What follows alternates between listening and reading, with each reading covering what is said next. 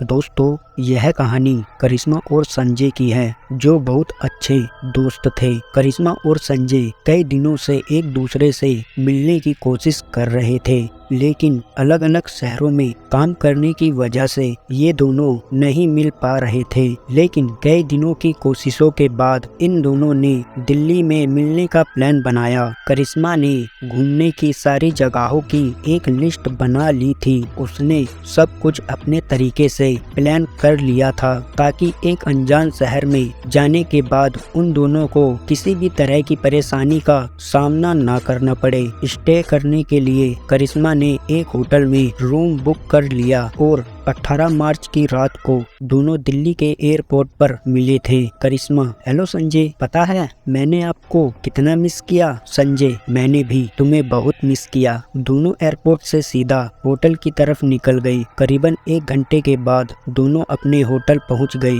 Hotel बाहर से बहुत ही खूबसूरत लग रहा था। इतना खूबसूरत होटल देख संजय काफी खुश हो गया। संजय: सच में तुम्हारी प्लानिंग और चॉइसिंग हमेशा टॉप पर होती है। करिश्मा: हाँ, जैसे कि तुम। दोनों ने होटल में चेक इन करा लिया। अपने रूम में पहुंचते ही दोनों फ्रेश हो गए और एक दूसरे से बातें करने लगे। दोनों का ही लॉन्ग डिस्टेंस रिलेशनशिप था और दोनों का एक साल में मिलना होता था, और ये दोनों 1 साल बाद भी दोनों एक दूसरे से मिल रहे थे। इस 1 साल में दोनों के बीच जो भी हुआ, इन दोनों ने एक दूसरे से शेयर करना शुरू कर दिया। बात करते करते दोनों एक दूसरे के करीब आ गए और एक दूसरे की आंखों में खो गए। संजय बोला: हम एक साथ क्यों नहीं रह सकते? करिश्मा बोली: देखो संजय, कोशिश तो मेरी यही है, मैं और तुम दोनों हमेशा के लिए एक साथ हो जाएं। करिश्मा और संजय एक दूसरे से बात ही कर रहे थे कि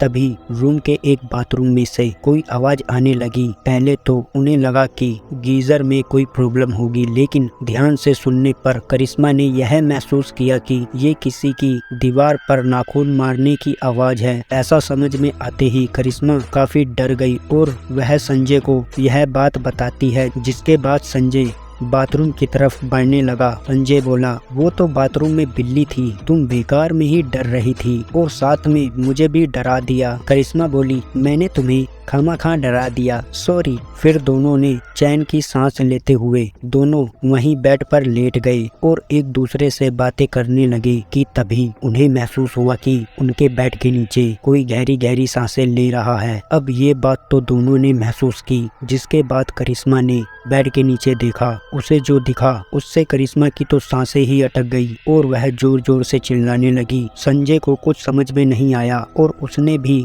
जब बेड के नीचे देखा तो उसे कुछ दिखाई नहीं दिया। करिश्मा को अब उस कमरे में कुछ अजीब लगने लगा। करिश्मा को उस कमरे में तीसरे पर्सन का होने का एहसास होने लगा। संजय ने उसे बहुत समझाने की कोशिश की, लेकिन करिश्मा अब वहां रुकना नहीं चाहती थी। तभी सामने रखा शीशा अपने आप हिलने लगा। इस डरावने नज़ारे को देखने के बाद दोनों की सांस फूलने लगी। अब बात साफ हो गई थी कि इस कमरे में तीसरा भी कोई है, पर वो कौन था? अचानक ही शीशा टूटकर नीचे गिर गया, लेकिन अब जो उन दोनों ने देखा वो बेहद ही परेशान करने वाला मंजर था। उस कमरे में एक कैमरा पहले से ही लगा हुआ था, यानी अब तक जो भी उन दोनों के बीच हुआ वो सब उस कैमरे में रिकॉर्ड हो चुका था। दोनों काफी घबरा चुके थे और फिर दोनों ने जल्दी जल्दी अपने कपड़े पहनना शुरू कर दिया और वहां से निकलने की तैयारी करने लगे। लेकिन इतने में पास रखी अलमारी से किसी के गुर्राने की आवाज आने लगी। यह सुनकर दोनों बहुत ही डर गए। अब बस कैसे भी करके दोनों वहां से भागना चाह रहे थे, लेकिन कमरे का दरवाजा खुल नहीं रहा था। काफी देर कोशिश करने के बाद भी दरवाजा नहीं खुला। जिस अलमारी के पास से गुर्राने की आवाज आ रही थी वह अलमारी अपने आप जमीन पर गिर गई। करिश्मा का डर एकदम सही था कि यहाँ कोई तीसरा भी है। वहीं अपने सामने इतनी खतरनाक आकृति देख दोनों ही डर से कांपने लगे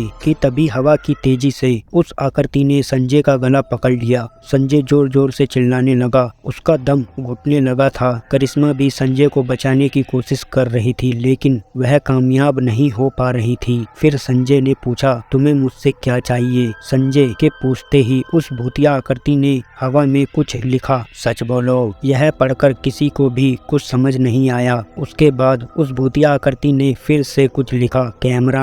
संजय, मुझे कुछ समझ में नहीं आ रहा है, मेरा दम घुट रहा है, मुझे प्लीज छोड़ दो। फिर भूतिया आकृति बोलती है, सच सच बोलो, ये कैमरा किसने लगाया है? इतना सुनते ही संजय कहने लगा, ये कैमरा मैंने लगाया है। मैं करिश्मा को ब्लैकमेल करना चाहता था ताकि वो मेरे साथ आकर रहे। संजय की ये बात सुनकर करिश्मा के तो पैरों तले से जमीन खिसक गई। संजय ने यहाँ आते ही कैमरे को छिपाकर लगा दिया था ताकि वह करिश्मा को अपने साथ रहने के लिए ब्लैकमेल कर सके। इस घिनौने काम के बाद करिश्मा टूट चुकी थी। वही उस भूतिया आकृति ने संजय को हवा में उठाकर पटकना शुरू कर दिया। कुछ ही देर में संजय ने अपना दम तोड़ दिया। मगर ये भूतिया आकृति कौन थी? उस भूतिया आकृति ने करिश्मा की जिंदगी को नर्क होने से बचाया और संजय को उसके किए की सजा दी। भूतिया आकृति बोलती है, करिश्मा तुम रो मत, मैं तुम्हें बचाने आई थी। इस धोखेबाज इंसान ने मुझे भी ऐसे ही बर्बाद किया था। मैं कमजोर थी और मैंने बेइज्जती और डर के कारण आत्महत्या कर ली थी, लेकिन आज मेरा बदला पूरा हुआ।